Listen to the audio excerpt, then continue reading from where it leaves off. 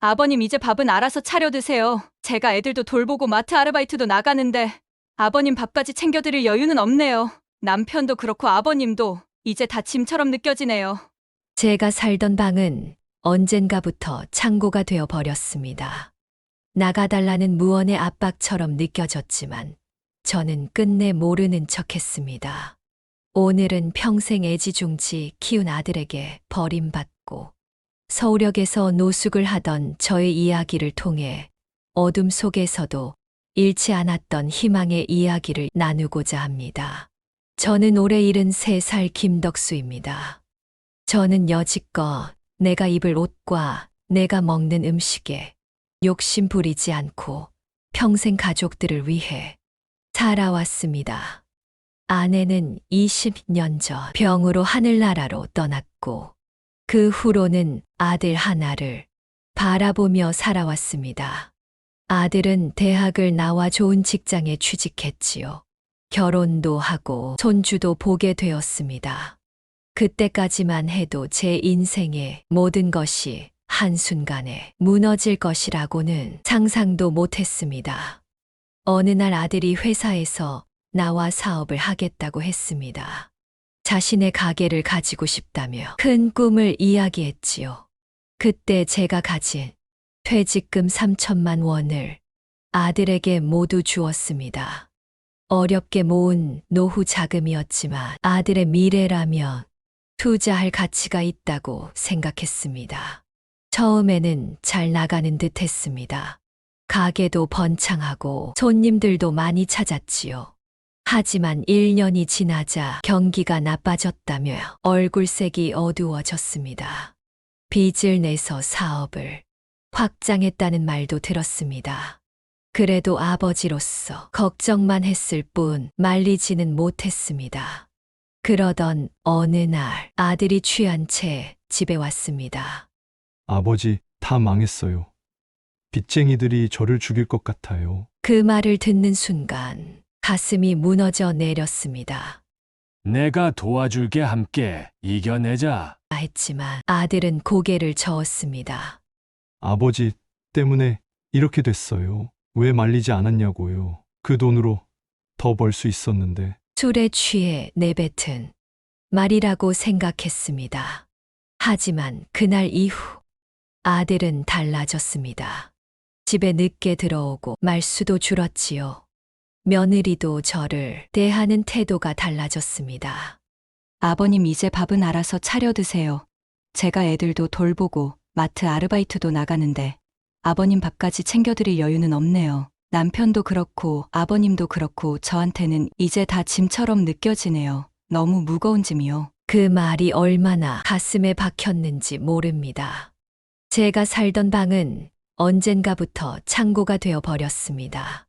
나가달라는 무언의 압박처럼 느껴졌지만 저는 끝내 모르는 척했습니다. 어느 날 아침 아들이 말했습니다. 아버지, 잠시 시골에 내려가 계시면 어떨까요? 요즘 나은이도 저도 스트레스가 많은데 아버지까지 계시니 더 힘드네요. 사업 정리되면 모셔올게요. 짐을 싸서 기차역으로 향했지만 표를 사지 못했습니다. 제가 내려갈 시골이라는 곳은 애초에 없었습니다. 형제들은 모두 세상을 떠났고 친척들과도 연락이 끊긴 지 오래였습니다. 주머니에는 10,000원짜리 몇 장뿐이었습니다. 그렇게 저는 서울역에서 첫날을 보냈습니다. 서울역 대합실 구석에 앉아 밤을 보냈습니다. 추운 바닥에 앉아 꼬박 밤을 새웠지요. 눈을 감아도 잠이 오지 않았습니다. 평생 살아오면서 이런 경험은 처음이었기 때문입니다. 아침이 되자 영무원이 저를 깨웠습니다. 여기서 주무시면 안 됩니다. 밖으로 나가셔야 해요. 쫓겨난 집도 그렇고 이제는 역에서도 쫓겨납니다. 몸을 일으키려 했지만 온몸이 쑤셨습니다. 딱딱한 바닥에서 밤을 새우니 뼈마디가 모두 아팠지요. 그래도 짐이라곤 작은 가방 하나. 그것을 들고 역을 나섰습니다. 서울역 주변을 배회하며 같은 처지의 노인들을 만났습니다. 그분들 역시 저와 비슷한 사연을 가지고 있었습니다. 자식에게 버림받거나 병으로 모든 것을 잃은 분들이었지요. 밥 먹으러 가세요. 무료급식소가 있어요. 그렇게 알게 된 무료급식소는 저의 생명줄이 되었습니다. 아침 일찍 줄을 섰어 따뜻한 국밥 한 그릇을 받았지요. 급식소 앞에는 100여 명의 노인들이 줄을 서 있었습니다. 손에는 각자의 그릇을 들고 고개는 땅을 향한 채로요. 한때는 모두 자식을 키우고 사회를 위해 일했던 어른들입니다. 배급을 받기 위해 새벽 5시에 일어나 1시간을 걸어갔습니다. 지하철 요금도 아까웠기 때문입니다. 무료급식소 앞에 도착하면 이미 줄이 길게 늘어서 있었지요. 오늘은 국밥이 맛있네요. 한 숟가락 떠먹으며 감사함을 느꼈습니다. 하지만 하루 한 끼로는 배고픔을 견딜 수 없었습니다. 위가 쓰리고 머리가 어지러워 걷기도 힘들었지요. 용기를 내어 지하철역에서 국어를 시작했습니다. 도와주세요. 먹을 것 좀 살 수 있게 도와주세요. 처음에는 목소리가 떨려 말도 제대로 나오지 않았습니다. 사람들의 냉담한 시선이 가슴을 에였습니다. 어떤 젊은이는 코를 막으며 멀리 돌아갔습니다. 이런 젊었을 때 돈 모아놓지. 왜 이제 와서 구걸이야? 들리는 말들이 저를 더 움츠러들게 했습니다. 가장 견디기 힘든 건 사람들의 무관심이었습니다. 투명 인간이 된 것 같았지요. 수천 명이 지나가지만 아무도 저를 사람으로 보지 않았습니다. 하지만 굶주림 앞에서는 자존심도 내려놓을 수밖에 없었지요. 손을 내밀고 고개를 숙이는 일이 얼마나 힘든지 아십니까? 평생 남에게 손 벌린 적 없던 제가 이제는 그것이 유일한 생존법이었습니다. 하루 종일 구걸에서 모은 10,000원으로 편의점에서 빵과 우유를 사 먹었습니다. 가끔은 술도 마셨습니다. 현실을 잊기 위해서였지요. 소주 한 병이 모든 것을 잊게 해주었습니다. 밤이 되면 서울역 근처 골목길 구석에서 잠을 청했습니다. 박스와 신문지가 제 이불이 되었지요. 비가 오는 날은 지하도에서 웅크리고 잠을 청했습니다. 한밤중에 소나기가 내리면 온몸이 젖고 추위에 떨었습니다. 노숙자라는 이유로 사람들에게 괴롭힘을 당하기도 했지요. 취한 젊은이들이 발로 차거나 물을 붓고 가는 일도 있었습니다. 이 더러운 노인네는 왜 여기 있어? 그런 말을 들으며 밤을 지새웠습니다. 공중 화장실에서 씻을 때는 항상 눈치를 봐야 했습니다. 다른 사람들의 따가운 시선이 온몸에 박혔지요. 옷은 일주일에 한 번 자선단체에서 나눠주는 중고 옷으로 갈아입었습니다. 속옷도 없이 겨울을 나는 것은 너무나 고통스러운 일이었습니다. 발에는 동상이 걸려 항상 아프고 가려웠지요. 여름엔 덥고 겨울엔 추운 길거리 생활이 몸을 망가뜨렸습니다.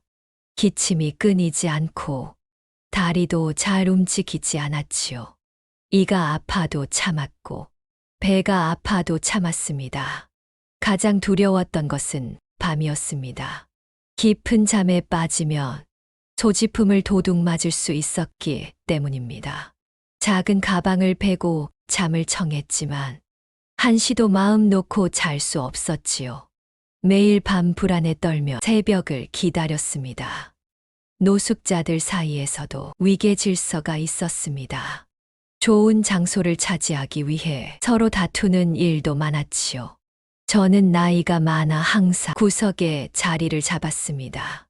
그래도 매일 아침 일어나 무료급식소로 향했습니다. 살아있다는 것 자체가 기적처럼 느껴졌습니다. 하루하루가 생존을 위한 전쟁과도 같았지요. 한 번은 급식소에서 쓰러져 병원에 실려갔습니다. 영양실조와 폐렴입니다. 입원하셔야 합니다. 하지만 저에겐 병원비를 낼 돈이 없었습니다. 복지사 분이 찾아와 도움을 주셨습니다. 국가에서 지원하는 제도가 있으니 걱정 마세요. 그렇게 일주일간 병원에 입원해 있었습니다. 병원 침대는 천국 같았습니다. 따뜻한 물로 씻고 깨끗한 옷을 입을 수 있었지요. 하지만 일주일 다시 거리로 돌아가야 했습니다. 퇴원하던 날 의사 선생님께서 안타까운 눈으로 말씀하셨습니다. 이대로 거리 생활을 계속하시며 겨울을 넘기기 어려울 겁니다. 그 말이 저를 두렵게 했지요. 그럼에도 선택의 여지가 없었습니다. 다시 서울역으로 돌아가 국어를 시작했습니다. 때로는 하루 종일 손을 내밀어도 100원 한 푼 벌지 못할 때도 있었습니다. 배고픔에 쓰러질 것 같은 날, 한 중학생이 다가와 빵을 건네주었습니다. 할아버지 드세요. 제가 용돈으로 샀어요. 그 순간 눈물이 왈칵 쏟아졌습니다. 작은 친절이 제게는 큰 희망이 되었습니다. 그 아이의 얼굴을 보며 제 손주를 떠올렸지요. 퇴원 후에도 거리로 돌아갔지만 마음 한구석엔 아들 생각이 떠나지 않았습니다. 잘 지내고 있을까? 아이들은 건강할까? 미운 마음보다 걱정이 더 컸습니다. 가족의 소중함은 잃고 나서야 깨닫게 되었지요. 그렇게 1년이 흘렀습니다. 거리 생활에도 익숙해지고 국어라는 것도 부끄럽지 않게 되었지요. 어느 겨울날 아침이었습니다. 평소처럼 역 입구에서 국어를 하고 있었습니다. 한 중년 신사가 제 앞에 멈춰 섰습니다. 어르신 매일 여기 계시네요.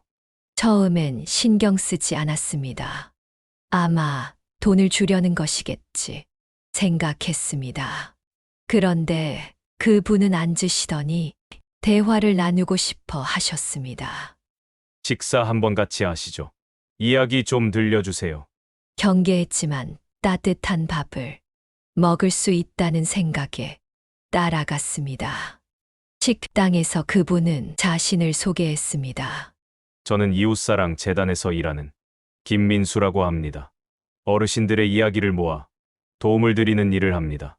처음엔 믿기 어려웠습니다. 세상에 공짜는 없다고 배웠기 때문입니다. 하지만 그분의 진심 어린 말투에 마음이 열렸습니다. 제 이야기를 처음부터 끝까지 들려드렸습니다. 어르신 목소리가 참 좋으세요. 라디오에서 들려주시면 많은 분들이 위로받을 것 같습니다. 그 말이 저를 당황하게 했습니다. 이런 노인네가 무슨 민수 씨는 진지하게 말했습니다. 우리 재단에서 노인 자립 프로그램을 시작하려고 합니다. 어르신의 이야기로 팟캐스트를 만들어 보면 어떨까요? 그 제안이 제 인생을 바꾸는 시작이었습니다. 처음에는 마이크 앞에서 말하는 것이 어색했습니다. 떨리는 목소리로 제 경험을 이야기했지요. 제가 경험한 노숙 생활을 들려드립니다. 같은 아픔을 겪고 계신 분들께 작은 위로가 되길 바랍니다. 녹음한 내용이 팟캐스트로 방송되기 시작했습니다. 놀랍게도 많은 분들이 제 이야기에 공감해 주셨습니다. 댓글에는 위로의 말들이 가득했습니다. 방송이 인기를 얻으면서 작은 수입이 생기기 시작했습니다. 재단에서는 임시 주거지도 마련해 주었습니다. 작은 고시원이었지만 거리보다는 천국이었습니다. 이제는 매주 2번 방송을 진행했습니다. 제 경험뿐만 아니라 다른 노인들의 이야기도 전해드렸습니다. 6개월이 지나자 팟캐스트는 더 유명해졌습니다. 서울역 할아버지의 인생 이야기라는 제목으로 많은 분들이 청취해 주셨지요. 방송사에서 연락이 왔습니다. 다큐멘터리로 만들고 싶습니다. 어르신의 이야기를요. 카메라 앞에 서는 것은 더 어려운 일이었습니다. 하지만 용기를 내어 촬영에 임했습니다. 제 모습이 TV에 나온다는 것이 믿기지 않았지요. 다큐멘터리가 방영된 후 많은 변화가 일어났습니다. 사람들이 저를 알아보고 격려해 주셨습니다. 할아버님 정말 감동적이었어요. 많은 것을 배웠습니다. 재단에서는 노인 자립센터를 만들었습니다. 저는 그곳에서 상담사로 일하게 되었습니다. 제 경험을 바탕으로 같은 처지의 어르신들을 돕는 일, 그것이 제 새로운 일이 되었지요. 작은 월급이지만 이제는 제 힘으로 살 수 있게 되었습니다. 원룸을 임대해 살면서 필요한 것들을 하나씩 마련했습니다. 텔레비전도 사고 침대도 놓고 작은 소파도 들였지요. 어느 날 센터에서 상담을 하고 있는데 뜻밖의 손님이 찾아왔습니다. 아버지, 정말 아버지 맞으세요? 고개를 들어보니 아들이었습니다. 얼굴은 많이 수척해졌지만 분명 제 아들이었습니다. 갑작스러운 만남에 가슴이 떨렸습니다. 무슨 말을 해야 할지, 어떻게 대해야 할지 혼란스러웠지요. 아들은 눈물을 흘리며 무릎을 꿇었습니다. 아버지 정말 죄송합니다. 용서해 주세요. 제발. 저를 보고 찾아왔다고 했습니다. 감정이 복잡했습니다. 분노와 원망도 있었지만 그보다 더 큰 것은 아들을 다시 만난 기쁨이었습니다. 그 순간 저는 깨달았습니다. 미움보다 사랑이 더 크다는 것을. 일어나라. 내 아버지는 항상 너를 사랑했다. 지금도 변함없단다. 아들을 안아주었습니다. 그 순간 모든 아픔이 씻겨 내려가는 것 같았습니다. 아들과 이야기를 나누었습니다. 사업 실패 후 감당할 수 없는 빚에 시달렸다고 합니다. 저를 찾으려 했지만 부끄러움과 죄책감에 용기를 내지 못했다고 했지요. 아버지, 저는 매일 지옥 같은 삶을 살았습니다. 아이들에게 할아버지가 돌아가셨다고 거짓말까지 했어요. 그런데 TV에서 아버지를 보고 무너져 내렸습니다. 아들은 지금 작은 공장에서 일하고 있다고 했습니다. 아내와는 이혼했고 아이들은 한 달에 한 번 만난다고 했지요. 모든 것을 잃었지만 다시 시작하고 있답니다. 아버지 같이 살자는 말은 감히 못하겠습니다. 하지만 가끔 찾아뵙고 식사라도 같이 할 수 있을까요? 그 말에 마음이 따뜻해졌습니다. 우리는 일주일에 한 번씩 만나기로 했습니다. 때로는 손주들도 데려와 함께 시간을 보냈지요. 서로에게 상처를 주었지만 새로운 관계를 만들어가는 중입니다. 이제 저는 75이 되었습니다. 여전히 노인 자립센터에서 일하고 있습니다. 서울역에서 만나는 노인들에게 희망의 메시지를 전합니다. 종종 제가 노숙하던 시절 그 자리를 찾아갑니다.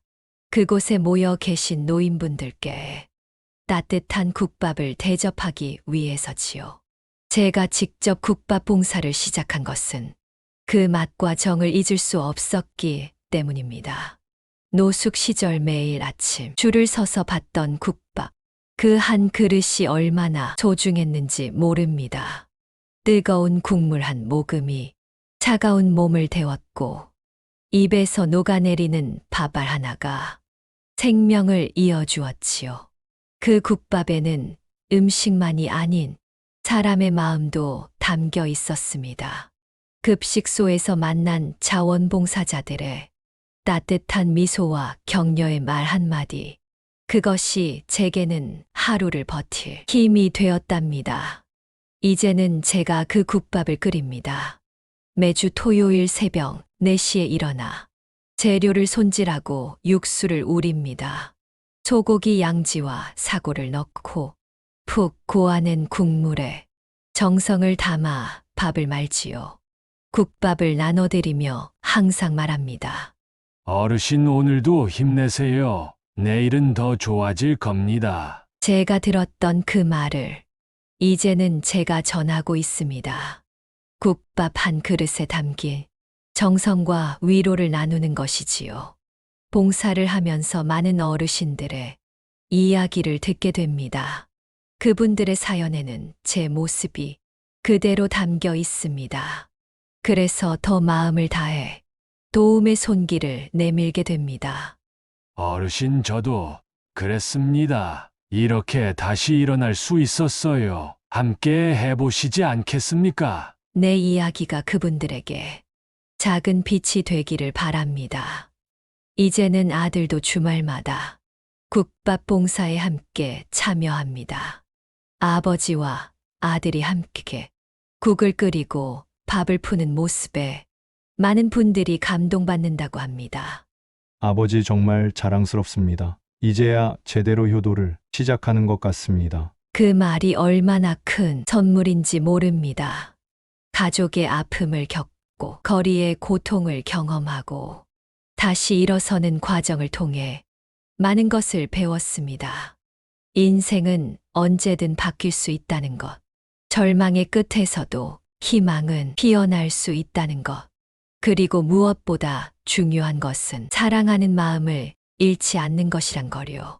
한 그릇의 국밥에 담긴 정성이 한 사람의 인생을 구할 수 있습니다. 저는 그것을 경험했고, 이제는 그 경험을 나누고 있습니다. 작은 온기가 모여 큰 희망이 된다는 것을 매일매일 깨닫고 있습니다. 여러분 중에 지금 힘든 시간을 보내고 계신 분이 있다면 포기하지 마시기 바랍니다. 인생은 끝날 때까지 끝난 것이 아닙니다. 저처럼 새로운 시작을 할 수 있습니다. 어두운 터널의 끝에는 반드시 빛이 있습니다. 그 빛을 향해 한 걸음씩 나아가시길 바랍니다. 긴 이야기 들어주셔서 진심으로 감사드립니다. 여러분의 하루가 따뜻한 희망으로 가득하길 바랍니다. 오늘 이야기가 마음에 드셨다면 구독과 좋아요 부탁드립니다. 여러분의 관심이 큰 힘이 됩니다. 긴 이야기 들어주셔서 감사합니다.